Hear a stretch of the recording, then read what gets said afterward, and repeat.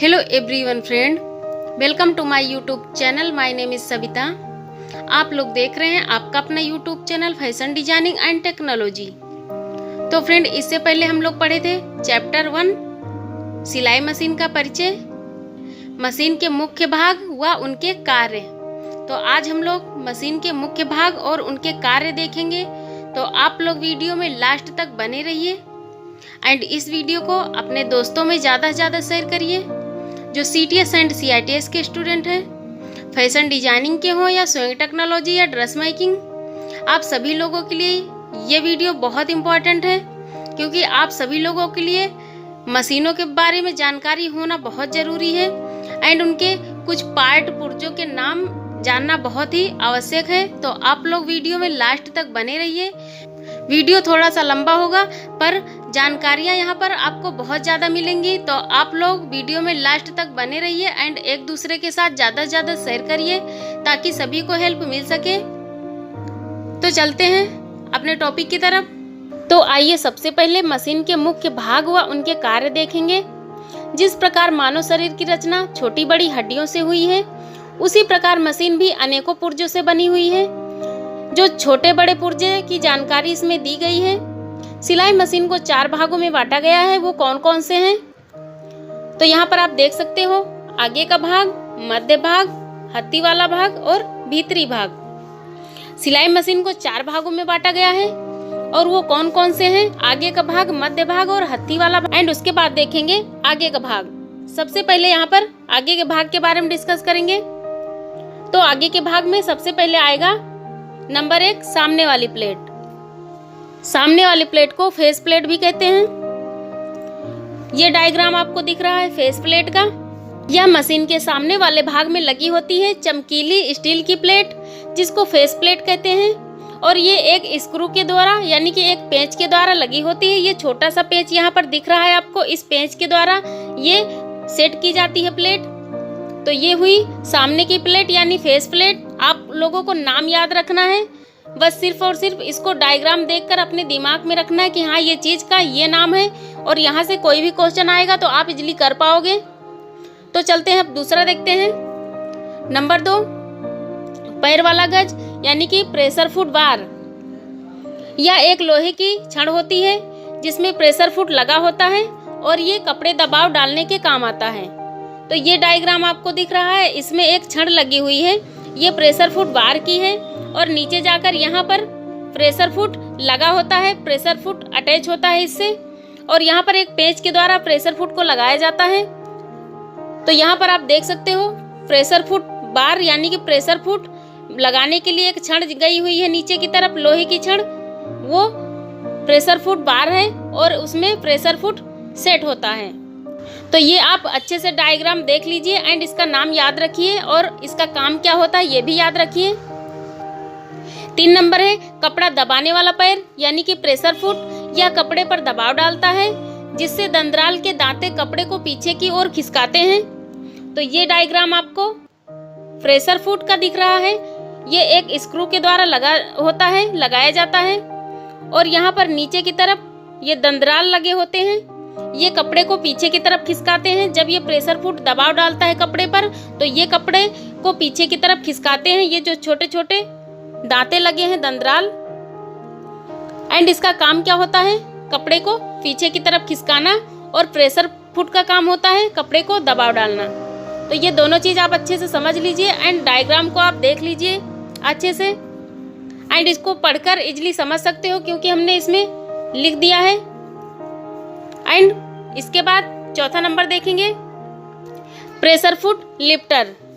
ये डायग्राम आपको pressure foot lifter का दिख रहा है। इसके अंदर ये एक प्रेशर फुट लिफ्टर यहाँ पर लगा होता है। इसका काम क्या होता है ये चीज देखेंगे। ये प्रेशर फुट लिफ्टर है, इसको घोड़ा भी कहते हैं।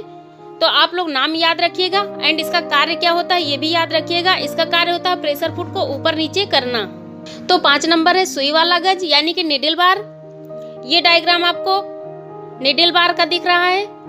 ये एक लोहे की छड़ होती है जो नीचे की तरफ गई हुई है, जिसमें नीचे जाकर सुई फिट होती है और जिसके द्वारा सुई ऊपर नीचे किया जाता है और इससे एक बखिया बनता है, यानी कि नीचे जाकर एक लॉक स्टिच क्रिएट करता है।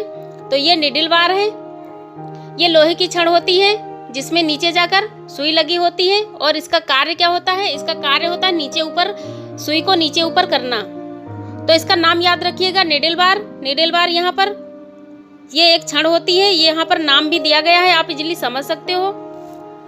6 नंबर चुटकी यानी कि निडल क्लैंप। इस चुटकी को निडल क्लैंप भी कहते हैं। इसका हिंदी नाम चुटकी है और इंग्लिश में निडल क्लैंप कहते हैं। चुटकी को निडल रॉड के ऊपर लगाया जाता है। चुटकी की मदद से सुई फिट होती है। इसमें पेच होता है जिसके कसने से सुई फिट होती है। ये डायग्राम आपको दिख रहा है, यहाँ से देखकर आप इजीली समझ सकते हो कि सुई को कैसे फिट किया जाता है। तो यहाँ पर एक पेच होता है, उसी पेच के जरिए इसको कसा जाता है सुई को। तो आप देखकर इजीली समझ सकते हो। एंड इसका नाम याद रखना, नाम क्या है और इसका कार्य क्या है। 7 नंबर धागा खींचने की कल या कुंडी यानी कि थ्रेड टेक ऑफ लीवर। इसका इंग्लिश नाम है थ्रेड टेक ऑफ लीवर। यह ऊपर से धागा खींचकर सुई तक पहुंचाती है तथा धागे को दिशा दिखाती है। साथ ही ऊपर नीचे धागों का फंदा कसती है। जो ऊपर नीचे के धागे होते हैं उसका फंदा भी कसने में इसका काम होता है। एंड यहाँ पर ये आपको इजीली दिखाया गया है इसका काम क्या होता है एंड इसका नाम क्या होता है। तो ये चीज आपको ध्यान में रखना है। ये आप डायग्राम देखकर इजीली समझ सकते हो। एंड अगला नंबर देखेंगे 8 नंबर धागा कसने की थालियां या टेंशन डिस्क। इसको टेंशन डिस्क भी कहते हैं। यह मशीन के सामने वाली प्लेट यानी फेस प्लेट में लगी होती है। इसमें 2 थालियां होती हैं जिनको आप प्लेट भी कह सकते हो, जिनके बीच से धागा निकाला जाता है और इसके आगे स्प्रिंग और एक पेंच लगा होता है। यह धागे के कसाव को सही रखता है। तो ये डायग्राम आपको दिख रहा है, यहाँ से आप इजीली समझ सकते हो। ये जो 2 प्लेट लगी होती है इसके बीच से धागा निकाला जाता है। एंड ये राउंड शेप का एक स्प्रिंग लगा होता है। एंड इसके बाद यहाँ पर एक पेंच लगा होता है। तो इसको नाम याद रखना है आपको, हिंदी और इंग्लिश दोनों नाम याद रखना है। जहाँ पर भी आपको क्वेश्चन आता है तो आप इजीली कर पाओगे। और यहाँ पर डायग्राम देखकर आप इजीली समझ सकते हो। ये देख लीजिए आप अच्छे से। एंड हिंदी में लिखा है, आप पढ़कर इजीली समझ सकते हो, कोई दिक्कत नहीं होगी। तो अगला देखते हैं 9 नंबर सुई वाली प्लेट यानी कि निडल प्लेट। यह लोहे की आधा गोला जैसी पत्ती होती है। यह सुई वाले गज के नीचे होती है। इससे सुई नीचे पहुंचकर फिरकी के धागे के साथ फंदा डालकर ऊपर आती है। यानी कि जहां पर एक लॉक स्टिच क्रिएट होती है तो यहाँ से एक छिद्र हुआ है, ये आप देख पा रहे हो। ये छिद्र जो है यहाँ से जाकर नीचे सुई जाती है और जो बाविन का धागा होता है उसमें से फंदा डालकर ऊपर आती है। तो वहीं पर एक लॉक स्टिच क्रिएट होती है, आप देख सकते हो। और इसको निडल प्लेट भी कहते हैं। तो आप इजीली देखकर समझ पा रहे हो। यहाँ पर नाम अच्छे से याद कर लीजिए और इसका काम क्या होता है ये भी याद कर लीजिए। बहुत इजीली है और बेसिक चीज़ें हैं जो कि आपको बहुत जल्दी डायग्राम देखकर ही समझ में आ जाएगा। बट कहीं कहीं पर होता है क्वेश्चन आने के बाद इसका नाम याद नहीं रहता, तो इसलिए हमने इसको पिक्चर के साथ लगाया है। क्यों, जैसा कि पिक्चर देखने के बाद आपको याद आ जाएगा कि इसका नाम क्या था एंड कार्य क्या था। तो इसलिए हमने इसको पिक्चर के साथ लगा दिया है, आप देख के इजीली समझ पाओगे। तो चलते हैं अगला देखते हैं 10 नंबर दंद्राल यानी कि इसको फीड डॉग कहते हैं। यह दांतेदार होता है, सिलाई के समय कपड़े को आगे खिसकाने में मदद करता है। ये आप देख पा रहे हो डायग्राम। इसको दंद्राल हिंदी में कहते हैं बट इसका इंग्लिश का नाम है फीड डॉग। ये आप देखकर इजीली समझ पाते हो। ये मशीन का एक पुर्जा है, बट ये छोटे छोटे पुर्जे का नाम आप याद रखिएगा क्योंकि बहुत सारे पुर्जे होते हैं, इनका नाम याद नहीं रहता। हो सकता है स्विंग टेक्नोलॉजी के लिए तो ज़्यादा ही इम्पोर्टेंट है। तो ये चीज़ आप लोग अच्छे से याद रखिएगा। ये डायग्राम आपको दिख रहा है, इसका नाम याद रखिएगा एंड कार्य याद रखिएगा। एक बार अच्छे से पढ़ लीजिएगा तो याद हो जाएगा आप लोगों को। सो फ्रेंड, वीडियो पसंद आया हो तो इस वीडियो को अपने दोस्तों में ज़्यादा से ज़्यादा शेयर करिए ताकि सभी को हेल्प मिल सके, सभी को जानकारियाँ प्राप्त हो सके कि मशीन में छोटे छोटे पार्ट और पुर्जे का नाम क्या है एंड उनका काम क्या है। तो स्विंग टेक्नोलॉजी या ड्रेस मेकिंग या फैशन डिजाइनिंग के स्टूडेंट हैं, ताकि सभी को मशीन के बारे में बेसिक जानकारियाँ होनी चाहिए। जो कि छोटे छोटे पुर्जे हैं उनका नाम और काम तो पता होना ही चाहिए। तो आप लोग इसको अच्छे से पढ़िएगा एंड जहाँ पर समझ में नहीं आया हो आप कमेंट बॉक्स में पूछ सकते हो। एंड वीडियो में लास्ट तक बने रहने के लिए थैंक यू। फिर मिलते हैं एक न्यू वीडियो के साथ। नमस्कार।